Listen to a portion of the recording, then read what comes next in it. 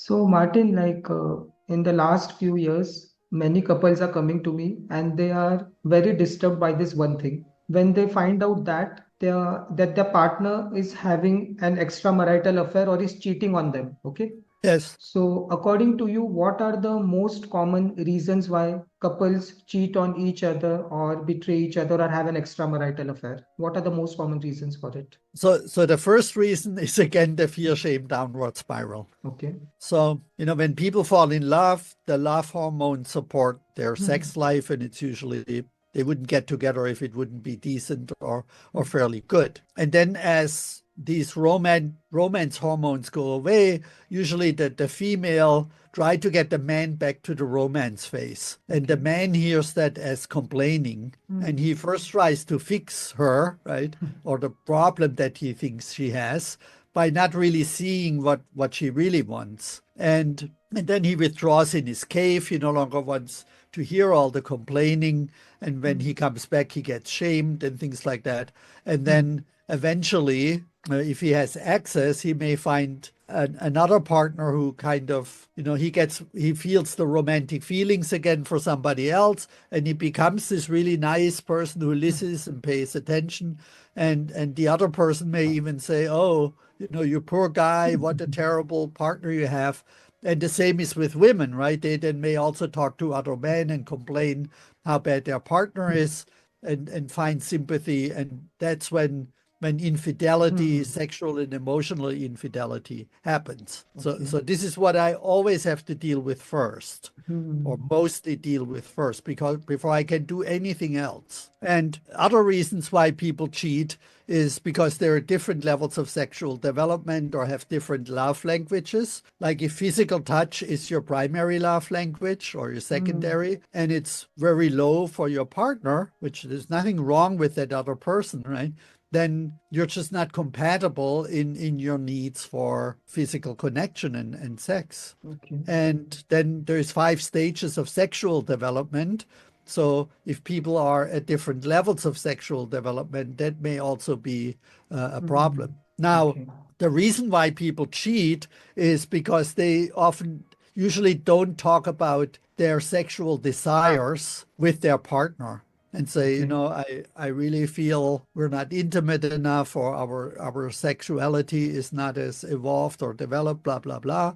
Or, there are psychological blocks for people not having a healthy sex life. And that's such a taboo subject that in our trainings and workshops, we spend a few Hmm. hours just to prepare people to open up, to have this conversation, and then give them a list of questions. And believe me, I had couples that were married for 30 years or somewhere in that neighborhood. And after they did this exercise, they said, "We have never talked about this in our whole relationship. Hmm. We never talked Yeah. about our sexual desires." And for some couples, that's a real revelation, right? Hmm. So it's the not talking about it. And then once it happened, very often people are too quick then to say that's it, right? Hmm. And not to look at why did it happen? Why does that so feel so threatening, right? In the first place. California, there is a movement that started called polyamory. And I Okay. just happened to be really good friends with Hmm. a woman who became sort of like the third part in the relationship between a couple, where then the wife of the couple coined, her name is Morning Glory Ravenheart Cell, or Cell Ravenheart. Can look it up on Hmm. Wikipedia. Yeah. And they coined the term polyamory, that it is possible, even though it's a stretch for many people, right, to have maybe called open relationships, right? Or to Okay. open the relationship to other sexual partners. It's not something I really recommend. Hmm. I'm more a person who suggests to go deep in Hmm. your sexuality and in your relationship, but there is something to be said, to deal with insecurities and shame and fear and Hmm. anxiety and things like that around sexuality. Okay. So it's a huge, huge subject, Huge right? subject. Yeah. But at the core is you need to talk about it. If you Hmm. don't talk about it, then it's more likely that you cheat, and then, it comes out, and then for most relationships it's too late. So you need Hmm. like a vaccine, right? You need Hmm. a prevention that it doesn't happen in the first place, or if Happens. it happens with consent, right? To Okay. say, I really, would like Got to it. open our relationship, and what are your fears, and are you okay with that? Hmm. Sometimes you may be surprised that your partner goes like, "Oh, I also wanted to talk to you about that, but I was afraid to bring it up," right? Okay. And if the other person says no, that is too Then. painful for me. I was Hmm. in a workshop once about Hmm. love and sexuality. It was a very sexual workshop. And there Hmm. was a man who said, I really wanted to come.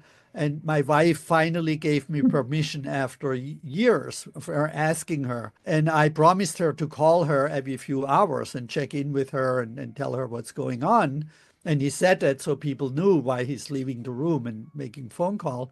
And on the first evening, he said, I talked now 3 times with my wife, and it's so painful for her that I am here, that I'm leaving, because my relationship with my wife is more important for me than to have this experience in this workshop. Right? Hmm. That really touched me, right? And Hmm. that's the commitment part. Hmm. Where somebody says, my sexual longings to have sex with other people are not as important to be fulfilled than my commitment to my wife and my Partner. family. But they talked about it. You see, they talked about it. Hmm. If they wouldn't have had that conversation, it would have been a very different outcome. That was amazing, Martin, like golden nuggets and very insightful. And Martin, what I notice is that when couples get betrayed in their relationship, their Yes. trust completely gets shattered. So they are not able to trust their partner again, or they lose trust in the opposite sex. Like female starts telling that we cannot trust men, or men start telling that we cannot Yeah. trust females. So how can people who have faced betrayal rebuild trust in their partner or the opposite sex? Would you like to give some advice to such people? Yes. Hmm. So there's a book by David Rico called Daring to Trust. And in Hmm. NARM, to maybe touch a little bit on NARM, they have what's called 5 adaptive survival styles. And there are connection, attunement to needs and feelings, trust. That's the third one. And then autonomy and love, sexuality. Hmm. And some people, they did not have the opportunity to develop trust in themselves and others in their childhood. And Okay. so they develop what's called trust adaptive survival styles and shame and pride based identifications. Okay. So when people have deep trust issues, and they feel betrayed, which is not really a feeling, it's a interpretation from a Hmm. communication standpoint, that and are not able, right, to deal with this perceived betrayal. Right? Hmm. The reason why they feel betrayed is often in the first place because they have this trust survival style. Hmm. There's no more curiosity, and they're so deeply wounded that all they can do is run away, right? Or in extreme cases, become violent towards their partner, right? And even Yeah. kill them, right? To think that the pain will go away. But the Hmm. pain of not being able to trust themselves and others is already in them. In them. So I flip that around and say, that's a wonderful opportunity for you, right? This betrayal, or what Hmm. you perceive as a betrayal, Betrayal. to heal your trust survival style of not being able to trust. Hmm. Once you heal that wound, right, then you can still decide Hmm. if you want to continue the relationship or not. Because Hmm. if you don't deal with your trust wound and you end that relationship, you just take it into the next relationship, right? And it will eventually happen there too, that your partner does something that you will perceive as a betrayal. Hmm. Instead of then dealing, right, and be curious, oh, why did you go out with my best friend, right? And deal with your wound, then you will just walk around it your whole life with it. Yeah. And it goes a little bit into the sexual question, right? If Hmm. and into the intimacy. Couples who are really mature, they talk about issues if they, as they come up before they become even a real issue.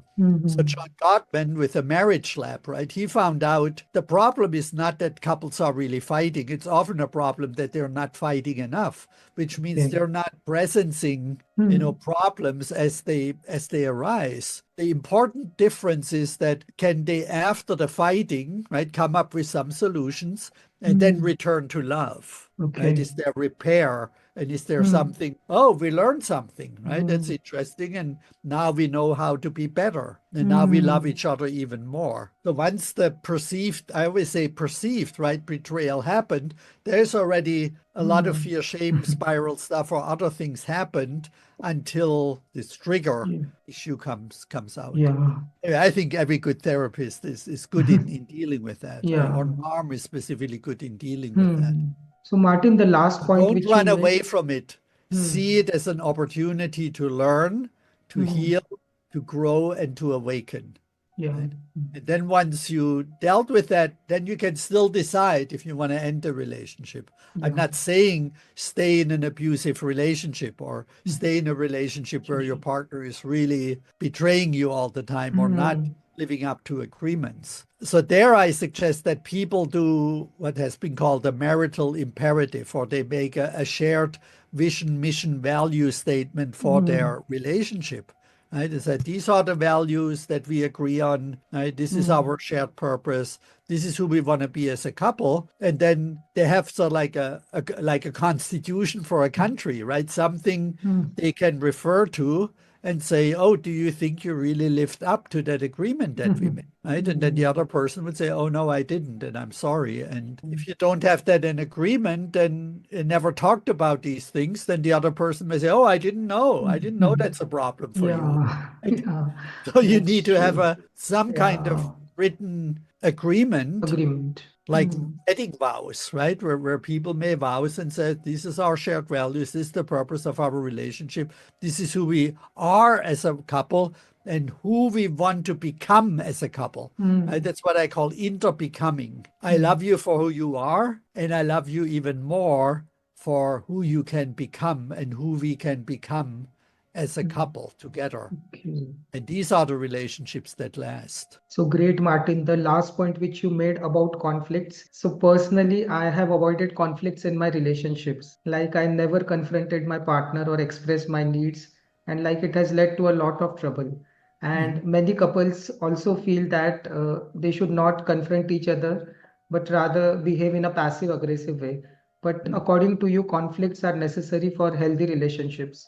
So Yes. that was really a Well, and golden the nugget for me. resolution of the conflict is the important part, right? Not just Yeah, the yeah. conflict, but how to Mm. resolve it. Go So ahead. resolving it in a more mindful way, it's more important. Yeah. Okay.